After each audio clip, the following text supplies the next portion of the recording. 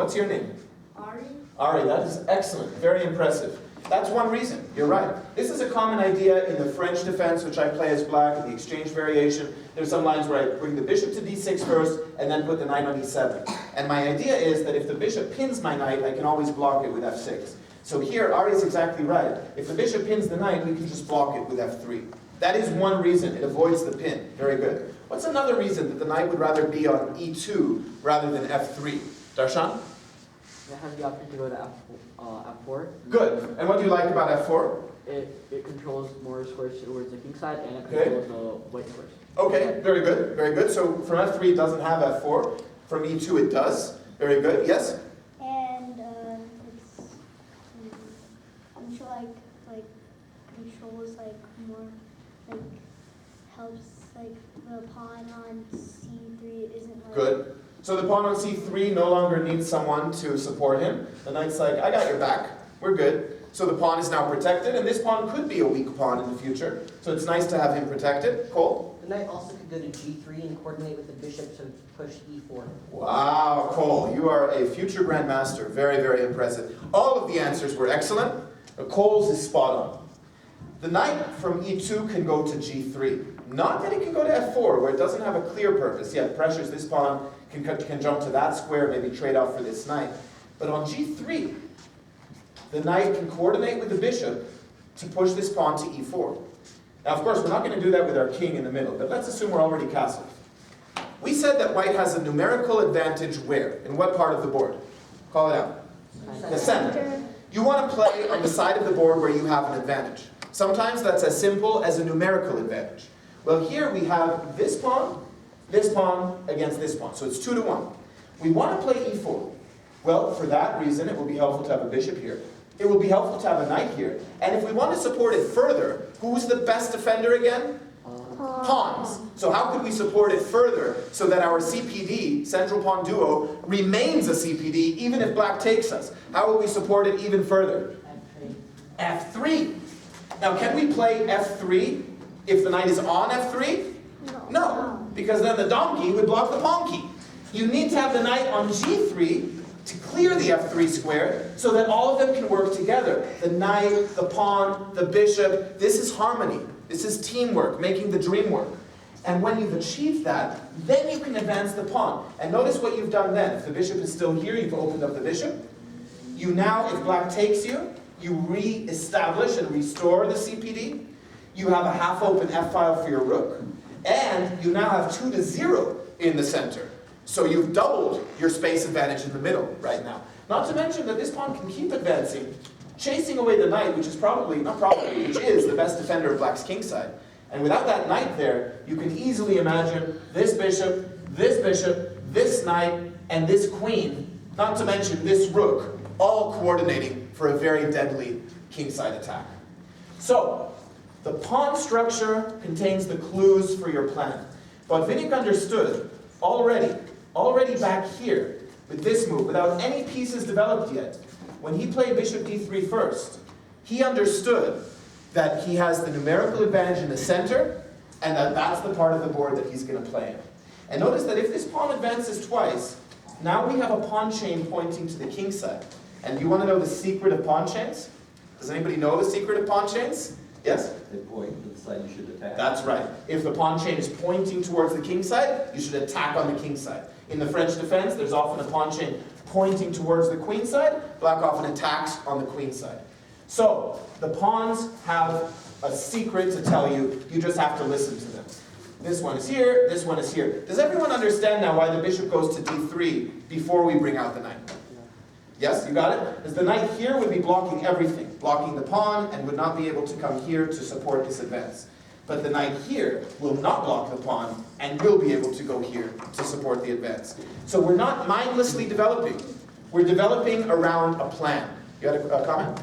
Yeah, I was going to say that Jeremy Stillman's pawn pointing theory says that you should play on the side of the board where your pawns point, because that's where you have more space. Exactly. You shouldn't play on the side where you're weaker, because then you need to create your own plans where you're stronger. Amazing, amazing. Very, very good. Thank you for sharing that, Cole. The very first chess master, official chess master in recorded history, was named André Francois Philidor, something like that. And Philidor was an opera composer who has a very famous quote about pawns. Does anybody know it? Oh, I'm not surprised. Yes. Pawns are the soul of chess? That's exactly right. You're very impressive. That's right, Cole. Pawns are the soul of chess. And you can see why. Pawns, people disregard them. They think, they're just pawns. They're going to focus on everything else. But the pawns tell you everything you need to know about the position. Not everything, but they point you in the right direction. And the pieces need to listen to the pawns and work together with the pawns to come up with the right plans. All right, black played here c5. I may have interposed moves a little bit. Yeah, I had played c5 earlier, I'm sorry. Interposed moves, but it doesn't matter. They reach this position. And white now plays knight 2. Call it out. E2. E2, not f3. Very good. Knight to e2. And black now recognizes that this is actually a bad bishop, even though it's no longer blocked. Because where exactly is it going to go? d7, but I mean, this is controlled by the bishop, this is controlled by the queen. Not to mention you have to bring out your knight, and then it's biting on granite. And if we come here, biting on granite. If it comes here, free trip to the bishop graveyard. And if it comes here, he's just encouraging us to do what we wanted to do anyway. What would we do? F3. F3, forcing the bishop back here, and this is not exactly an ideal square for the bishop. So black decides that this bishop is not very good, but more than that, when your opponent has the two bishops, we know that 6 plus 6 equals, 3 plus 3 equals 6.5. But how much is one bishop? One bishop is only 3. So it stands to reason that when your opponent has the two bishops, what should you usually try to do? What should you usually try to do to eliminate the power of the combined power of the two bishops? Yes? Kill the bishop. Trade one of them. Together, they're unstoppable. But you take one away, and they're highly limited, restricted to their own color. So when your opponent has the two bishops, usually you should try to exchange off one of them. And if black could exchange off one of these bishops, which one do you think you'd want to trade? Definitely this one, right? That's the good bishop. So who can tell me if black's plan is to trade off a bishop because white would be losing 3.5 and black would only be losing 3, if you think about it in those terms. How can black try to execute his plan? He recognizes that white's favorable imbalance is the two bishops. At least that's one of white's favorable imbalances. And so he sets about to minimize that or to eliminate that. How can he do it? Yes? Maybe he could move the knight to E4? You could. And this is what I would call wishing chess. I mean, it's not a bad idea. It's a very strong knight. Very, very strong knight. But white doesn't have to take you, right? So you could play a move like this and say, please take my knight, please, pretty please, with a cherry on top. But if they don't take your knight, then you're like, oh, now I don't know what to do. So we're not going to play wishing chess. We're going to play more forcing chess. Who can come up with a two-move plan aimed at eliminating white's best minor piece, which is this bishop, and trading 3.5 for only 3? Avyut? C4. C4 actually comes later in the game. Very good. But that won't eliminate this bishop. I'm just going to retreat it. I still have this beautiful diagonal to the king side. And in fact, c4 will block the plan that black should be executing here. All right, King Cole. B6 and bishop A6. That is correct. B6 and bishop A6. So you see, again, the bishop could have developed anywhere, could have come out already. But Capablanca is not developing his bishop mindlessly. He's not playing without a plan. He's not bringing out his bishop just to look good and to show off to his coach that he brought out his pieces. He's developing around a plan. And his plan is to bring his bishop here. And then if white retreats the bishop in this case, this bishop will be very powerful on this diagonal. You can imagine this square, for example, can never get chased away from there. Also, when white is castled, this knight will be pinned to the rook. So it will make it harder for white to play knight g3 to get his e4 plan in. So black is trying to trade off white's best minor piece, the bishops, or this bishop, also because white has the two bishop advantage. And when your opponent has the two bishops, you should aim to trade one of them off. Speaking of imbalances, let me see if I can remember the list of Jeremy Silman's imbalances. So one of them is superior minor piece. Who has the best minor piece on the board? And what pieces are the minor pieces? You can call it out. Knights and bishops. The knights and bishops. Knights and bishops. So the knights and the bishops are the minor pieces. Those are the ones that want to come out early. And very often, whoever has the superior one, the best minor piece, that player has a very important advantage. Which minor piece is the superior minor piece in this position? Which one is it? Yes? Me? Mr. Me? The bishop. The bishop on d3. So black tries to eliminate it. Again, chess is not only the art of making your own dreams come true, preventing your opponent from accomplishing their goals is equally important. Okay, white castles. And black plays, you probably already know. What does black play? Call it out. Bishop a6. And now, in the immortal words of William Shakespeare once again, to trade or not to trade? That is the question. So, let me ask you guys. I will give you three options, once again in alphabetical order. Option A, trade. Get the knight to a bad square, because knights on the rim are grim. Option B, retreat. Avoid the trade, because we want to keep the two bishops, keep our 6.5. Keep the bishop on this diagonal. Option 3, don't trade, don't avoid the trade, but let black be the judge of that. Let black decide whether he wants to trade or not, and just calmly continue our plan. With knight g3, preparing f3, and e4, and if black ever takes us, our queen will replace the bishop, and she'll help to support the e4 breakthrough. Those are your three options, and if you guys guess correctly this time, I will be very impressed, because this is a tough one. That might be a clue. Who votes for option A? Bishop takes a6. One brave soul. Who votes for option B? Option B was bishop c2. No, oh, a few people. Okay, 3 brave souls. And who votes for just ignoring it and playing knight to g3? Everyone else. All right, what is your name? Rayansh. Rayansh is another future world champion. Congratulations, Rayansh. You were the only person to say bishop takes a6, and you are absolutely right. So I have to ask you though, why? Why did you vote for that one? Have you seen this game before? No. Okay. Because even if it's vacant, the knight goes to that square, you can still move the bishop. Yes. Very good. So what you said in the first part of that sentence, the knight goes to that square, and that is a terrible square. When these bishops are eliminated, let's talk now about dream positions for our pieces. If this knight could be anywhere on the board, I'm not talking about somewhere it can go to right now, I'm talking about utopian positions, dream positions. You should often do this. In fact, guys, this is something worth even writing down, or otherwise just make a mental note of it, remember it. Botvinnik himself taught me this. I never actually studied with the real Botvinnik, but from reading his books, I learned this. When it was his move, he would be calculating variations. I go here, she goes there, I take this, they take this. Specific variations, calculating move by move. When it was his opponent's move, he was thinking in terms of strategies, dream positions. If my pieces could be anywhere on the board, what square would they like to be on? What would be the ideal dream utopia position for all of my pieces? He wouldn't be calculating because he didn't know what his opponent was going to do. But what he would be doing is thinking in terms of long-term schemes. I'm sure many of you, and I myself am guilty of this, fall into the trap of thinking really hard on your move, but then when it's your opponent's move, you take a little nap, right? Or when it's your opponent's move, you just sort of disconnect, or you assume that because they're thinking, they must be in trouble. And so you think, oh yeah, I'm the greatest. But it's not always like that, right? Of course, you need to rest your brain. You need to relax. You need to get up and walk around. All of that is important.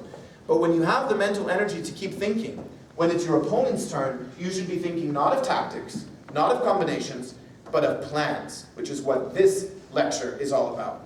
Well, if this knight could be anywhere on the board, what is his dream position? Who can tell me? Best square for that knight. Yes? C4. What's your name? Vlad. Vlad. That's a good name for a chess player. Vlad is correct. Knight on c4 is beautiful. In fact, there's a special name for this. We call it an outpost. A square defended by your pawn that can never be chased away by any enemy pawns for the rest of the game. And who loves outposts? You can just call it out? Knights. Knights love outposts. They're the best. Because they don't have to move around a lot.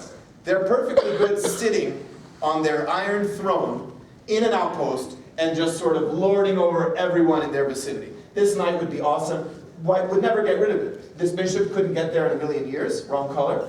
And this knight, how many moves does it take a knight to go 2 squares diagonal? How many moves? 4 moves. So this knight is not anywhere near chasing away that knight. Cole? I think G1 would be the best nice square.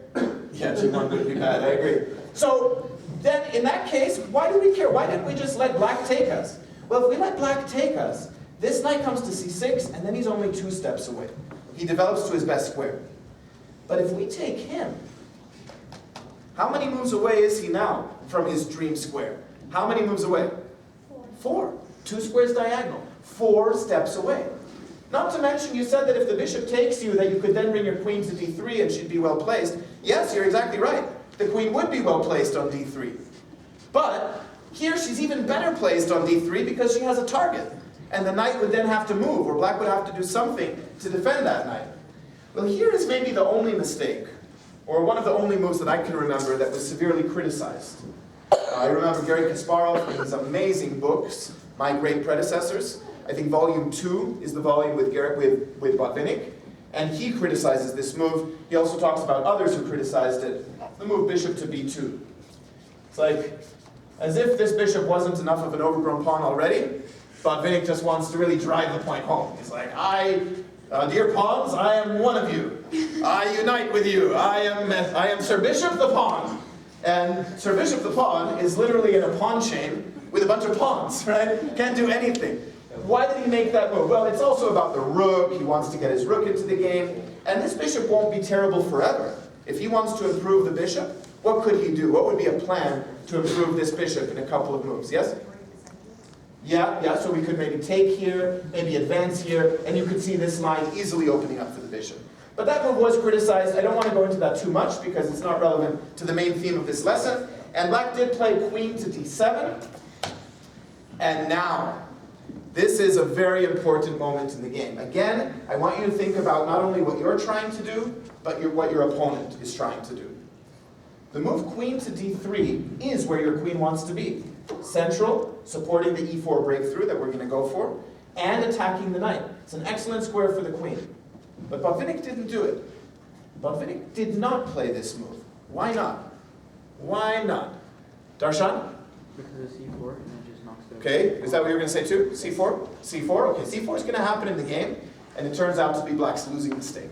So we'll talk about this. The black's positional blunder is c4. So we'll talk about why c4 is such a big mistake later. It's not because of c4.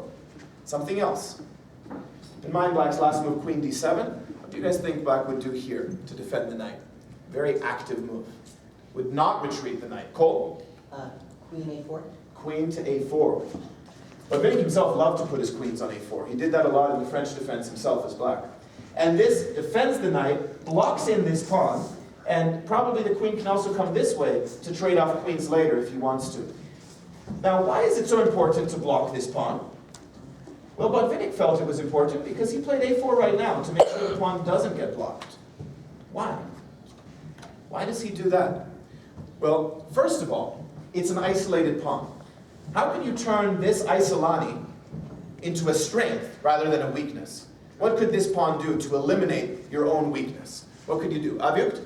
You can again put a5, and if he takes the a5 pawn, we just get the a5 that pawn out of the game. Yes, very good. And then, Avyut, all of a sudden the tables have turned. Now it's black who has an isolated a-pawn, and our isolated a-pawn was a hero that traded off for black's b-pawn. So we turned our weakness into a strength. Now, what if black doesn't take us? Well, again, we can just exchange off our weak pawn. A takes b6, and we no longer have an isolated pawn. But moving the pawn is not only about the pawn. Remember I said it's the interplay between pawns and pieces. So how would the move a4 help our pieces, not just the pawn? How would it help our pieces? Who can tell me? Yes? It helps open up where the bishop on b2 would... That's right. Bishop on b2 can now go to a real square instead of all these overgrown pawn, like atrocious squares. It can actually go to a real square for a bishop, a3, and now it does have a diagonal. It can be put to use. Or, if we play a5 and trade, this rook can be activated without even touching him. It's what I call magic development. Developing a piece without even touching the piece. I won't tell you how I did it, but it's an impressive magic trick. So yeah, you advance the pawn, you trade off, and then the rook is suddenly free to attack. So a4, notice again, we're focusing on how pawns can help pieces. or how pawns can hinder pieces. Now the queen cannot go to that square anymore. And now black played rook to e8, a good move. Controlling this square, he's trying to tell Botvinnik, you're never getting e4, not in a million years, because you have a grand total of 0 defenders on that square, and I have a grand total of 3 defenders. Let me make sure that's what he did. Yes, it is. Rook f to e8, so 3-0. He's trying to prevent Botvinnik from even thinking about it. Well, fat chance of that happening, because Botvinnik is going to get e4. He just needs some time to prepare it. And what is his next move? We've already talked about it. White's next move here, what is it, Darshan? Queen b3. And this is where Capablanca makes a big mistake. Now, I also want to mention that rook f to e8 was actually a mistake as well, slight mistake. If I remember correctly, the analysis from Kasparov and others, that move was criticized as well. And it's, again, a sort of beauty pageant move, right? It looks really good. It wants everyone to look at it, but this rook is lacking some substance on e8. It's not doing a whole lot. Yes, it is helping to control that square. But it would be much more effective for black to focus on this side of the board, the queen side. How many pawns does black have on the queen side? How many does white have on the queen side? 2. So black has the numerical advantage on the queen side. What side of the board should black be playing on? The queen side. Well, when you have a numerical advantage on one side of the board, what do? Open it up or close it down? Open it up. It doesn't make any sense to have an advantage on one side of the board and close it down, because then you're shutting down your own advantage. So black should not be aiming to close off the queen side, where he has the numerical advantage. He should rather be aiming to open it up. What black should have done is play pawn takes pawn, because now we have an open file. Which file is it? Call it out. C file. And now we can put a rook on that file instead. It's not a half-open file. Don't give me any of that half-baked file stuff. It's a real file. It's an open file. And from there, forget the knight on c4, we can put the rook on c4. And then we can put the other rook behind it. And black is going to be able to dominate this file faster than white, because this rook is not yet able to go there. Also, thanks to this file, black will be able to target the isolated pawn. So Capablanca's biggest mistake is that when he plays rook f to e8, he's really just making moves that look good, but he's not maximizing the side of the board where he has the advantage. But that's actually not the biggest mistake. That was a small mistake. This next move is a big mistake. He played c4. And a lot of you guys had already suggested this move, and don't feel bad, because you managed to find the same mistake that was played by one of the greatest players of all time. So congratulations, that's awesome.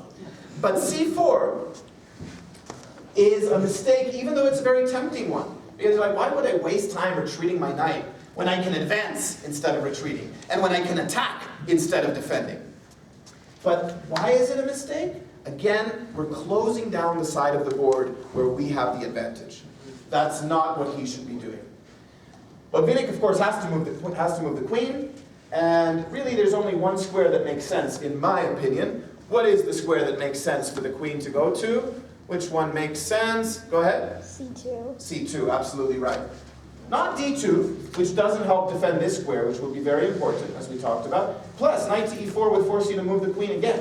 C2 is better. She maintains the diagonal.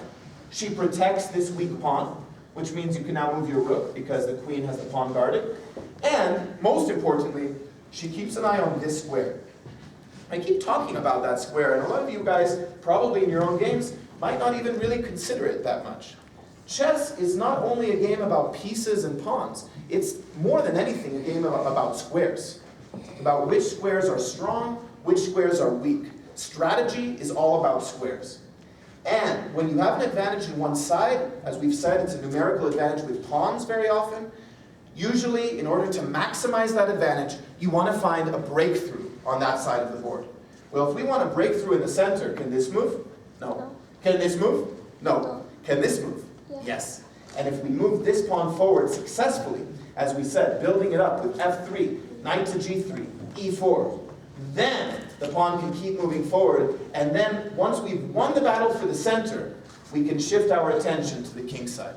One thing that I've noticed that Magnus Carlsen is very, very good at doing, I'm sure every grandmaster is good at doing it, but Magnus Carlsen seems to be, well, he's the best at just about everything. But one thing that impresses me about his games is he seems to always win the battle for the center. He's a very classical player in that sense. He fights extremely hard for the middle. And when he wins that battle, then all sorts of new possibilities open up for him.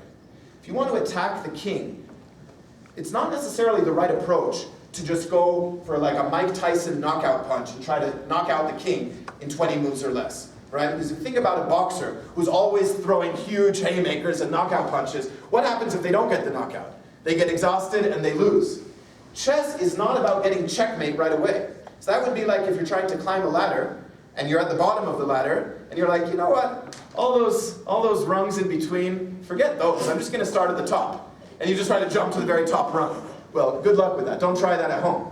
Right? So it's the same in chess. You try to start with a checkmate, you'll never get to the checkmate. You're going to fall to the ground and hurt yourself before you do. Chess is the art of accumulating advantages, small advantages, but you trade in a small advantage for a slightly bigger one, and then a slightly bigger one for an even bigger one, and so on until you get to the top one, and that top one is checkmate. But don't fall into the trap of necessarily going for checkmate right out of the gate. Because if you do, it's very easy for your opponent to block you. But if you're trading in an accumulation of small advantages, that will help you achieve your goal. So, c4, queen to c2, and now comes my favorite part of the game. This lecture is about planning, and now we're going to come up with a plan not just for white, but also for black. In fact, we've already come up with white's plan. We said white is going to try to break through in the center, and advance his pawns, chase away this knight, and then, once he has this pawn chain pointing towards the king side, maybe then he'll attack on the king side. That's exactly what happens in the game. So, let's do the easy part first. We know that that's white's plan, but black has 1, 2, 3 defenders. He's trying to dissuade you from doing it. So how would you persuade black that you're going to do it anyway?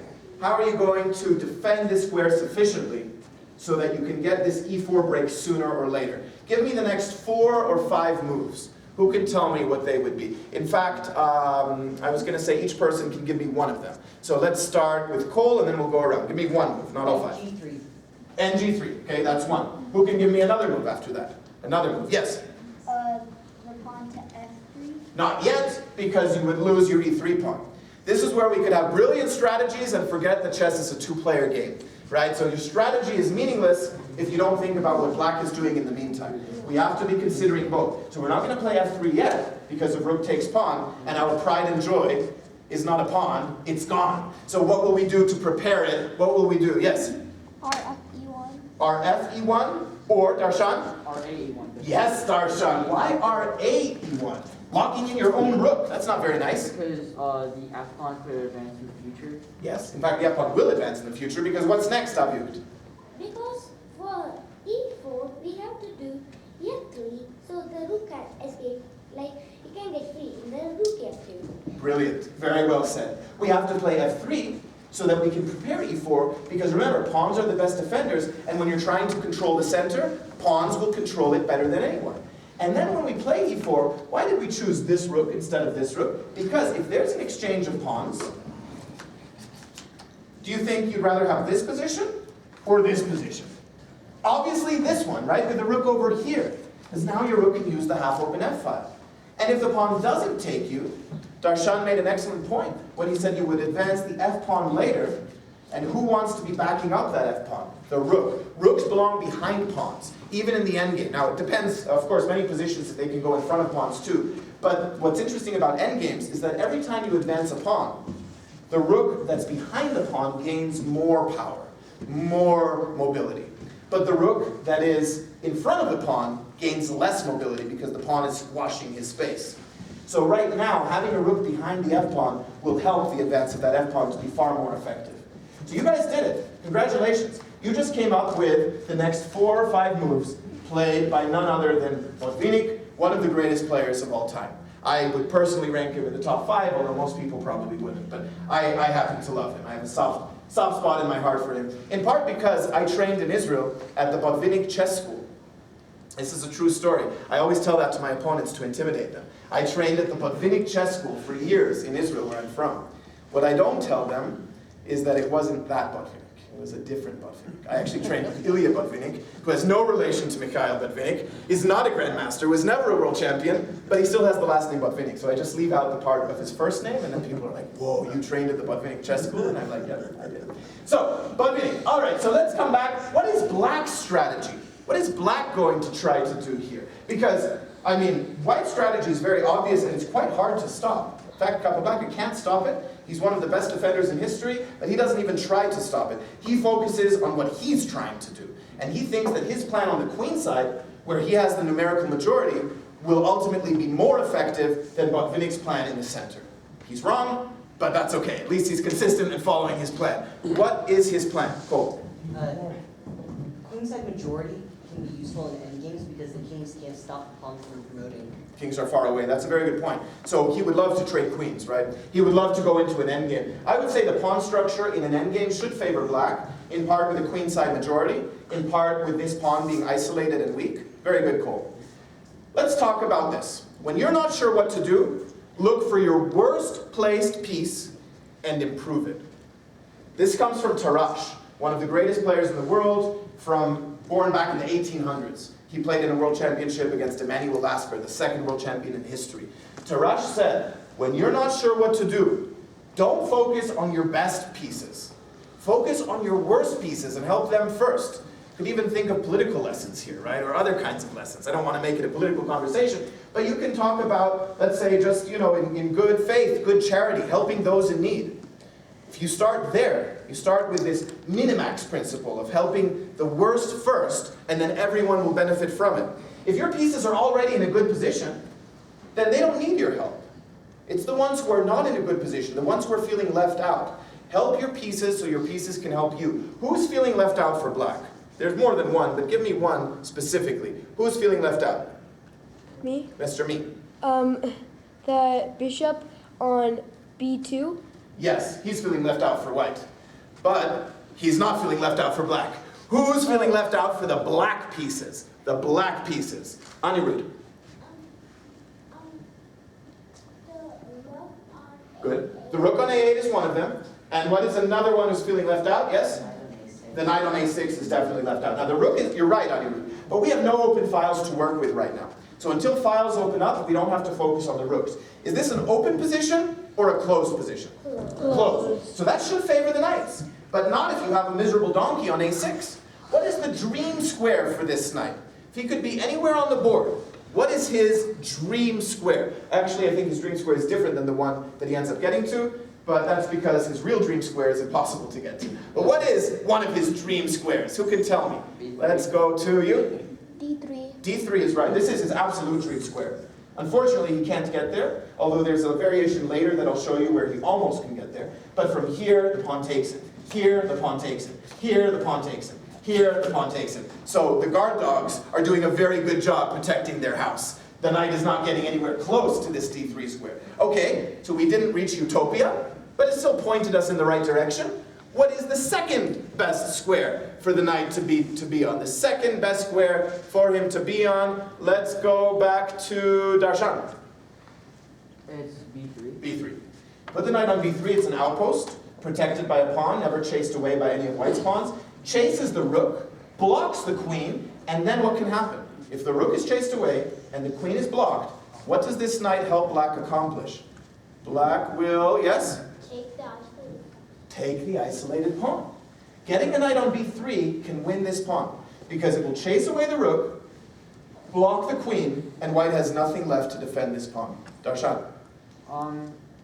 Yeah, so when you get the a4 pawn, in the future, it's like the a pawn, Black's a pawn becomes a pass pawn, Yes. and Yes. you can, but it's a lot of moves. So you Mhm. go to e3, and that gives a lot of time. That's true. It takes a lot of moves. But one